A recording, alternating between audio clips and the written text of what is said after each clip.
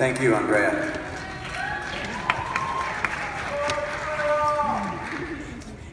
Our last student speaker this evening is Destiny Garcia. Her teachers, Amber Ensign and Brandy Abernathy, have this to say about her. To simply say that Destiny Garcia is a remarkable young woman would be a large understatement. She set a goal for herself to graduate on time with her class, regardless of the number or size of the obstacles in her path. Not only has she met this goal, but she did it while working and caring for her family. Some words that come to mind when we think of Destiny: fierce determination, focus, warrior, integrity, and kindness. There is nothing that will stop Destiny from achieving her dreams. Not only is she a stellar role model for her peers, but more importantly, for her family. It has truly been the utmost pleasure to work with Destiny and watch her goals unfurl in front of her. Thank you for reminding us all that whatever we set our minds to, we can accomplish. Please welcome Destiny Garcia.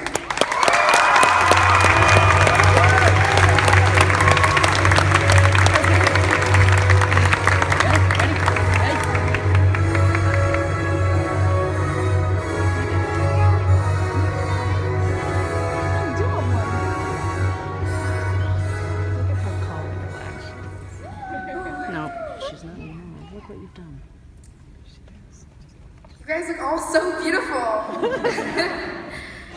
You do too. Thank you. Class of 2016. We are class of 2016. Isn't that not a remarkable thing to say? I remember my first day of freshman year. Exciting, yet nervous for what to come. Not knowing what the next 4 years of my life would be like. Halfway through the first year, I had a reality check. School, in reality, was far from what High School Musical taught us on Disney Channel. Far. But we adjusted. I mean, how hard could it really be? It's just teenagers at school trying to learn, right? Wrong.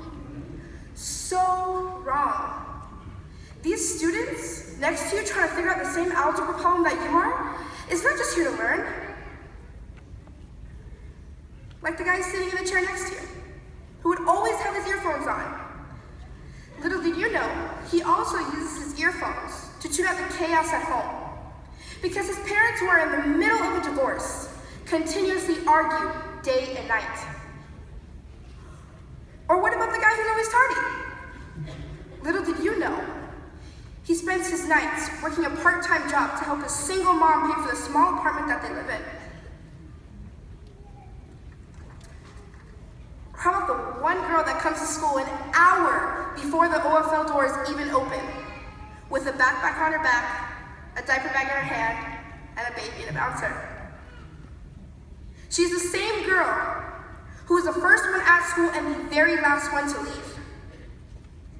This girl got pregnant at the end of her sophomore year, a month before she turned 16. She came back her junior year 5 months pregnant and stayed in her school till she could no longer even fit inside the desks anymore. There are not many options for this girl. OFL gave her the opportunity to come to a school where they understood her situation. They offered her snacks whenever she needed them, and even a comfortable place to sit. Over a period of time, she grew bigger and bigger. Her 9th month came around. She turned in the maximum amount of units every month, every time they were due. Even the same month she gave birth, she still wasn't truant.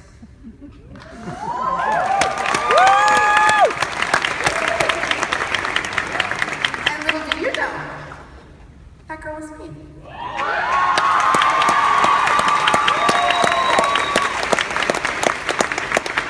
My daughter is now a year and a half old. The first time I took her to school with me, I was so skeptical. But my teachers made me feel so comfortable and accepted. As I was always taught, we are only limited to what we limit ourselves to. I made myself a promise that I would graduate with the spring class of 2016. And here I am. Regardless of my situation, not only was I able to keep up with schoolwork, I even got the opportunity to go to the OFL prom in Channel Islands during my junior year. This is an event I wasn't even sure I was going to be able to attend. It's now one of the most memorable nights of my life that I will never forget. Because of challenges, just work schedules and childcare, school, I wasn't able to attend all the amazing trips that were offered. I did, however, enjoy going to the bowling alley with my infant daughter in her carrier, sleeping while mommy finished her PE credits. To some students, a high school diploma isn't just a step closer to a wider variety of job opportunities. To some students, it is a symbol of accomplishment. For the first time in my family, throughout generations, the last name Garcia will finally be on a high school diploma. And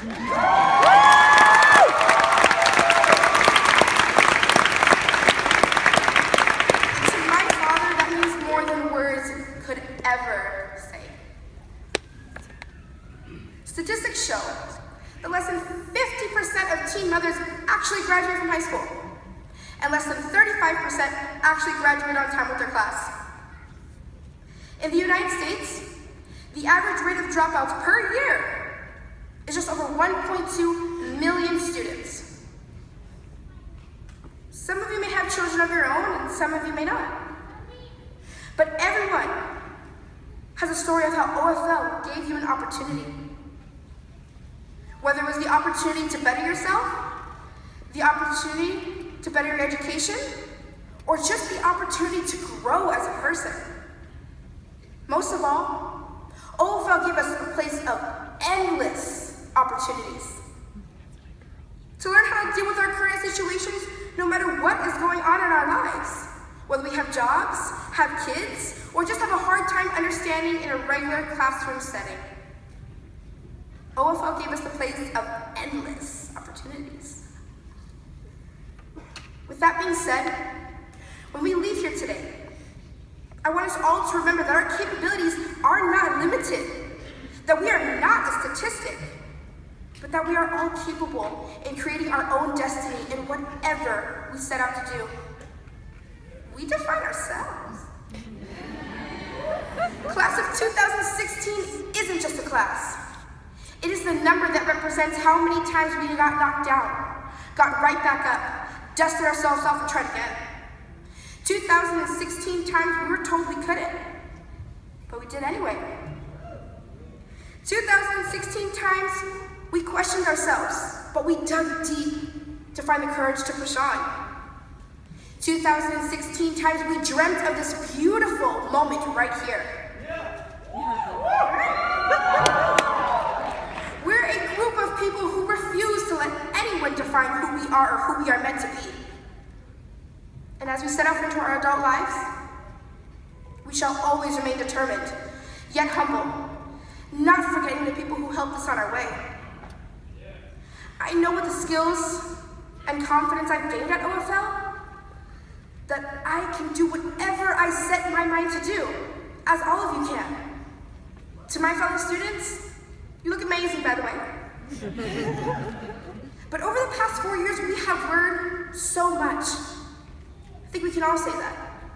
But over the past 2 years, I have learned so much more than I thought I ever would. One thing I want to remind you of, don't let anyone dim your light. Don't let anyone make you feel like you are incapable or you are unworthy, because you are capable and you are worthy. You can and you will.